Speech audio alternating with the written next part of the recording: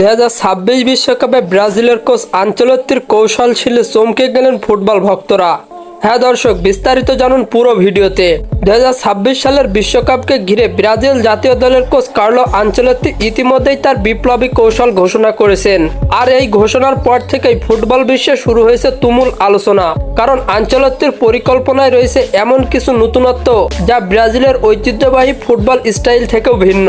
Ancelotti জানিয়েছেন, এবারের বিশ্বকাপে তিনি হাই প্রেসিং ও পজিশনাল ফুটবলের মিশ্রণে এক আধুনিক আক্রমণাত্মক কৌশল নিয়ে মাঠে নামবেন।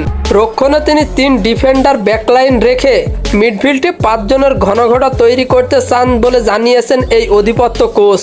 আক্রমণ ভাগে থাকছে 3 জন ফরওয়ার্ড, যারা একে অপরের জায়গা পরিবর্তন করে প্রতিপক্ষের রক্ষণ ভাঙতে পারবে। নেইমার যদি ফিট থাকেন তবে তাকে রাখা হবে ফ্রন্ট লাইন পজিশনে, যাতে তিনি মাঝমাঠেও অংশ নিতে পারেন। ভিনিসিয়াস জুনিয়র ও রদ্রিগোকে উইং থেকে কেটে এসে শট নেওয়ার স্বাধীনতা দেওয়া হবে। মিডফিল্ডে ক্যাসেমিরো, ব্রুনো গুইমারাসকে কেন্দ্র করে এক রক্ষাত্মক আক্রমণাত্মক ভারসাম্য গড়ে তোলা হবে। আনচেলত্তি সবচেয়ে বড় চমক হলো 3 গোলকিপারও খেলায় গুরুত্বপূর্ণ অংশ হিসাবে দেখতে চান।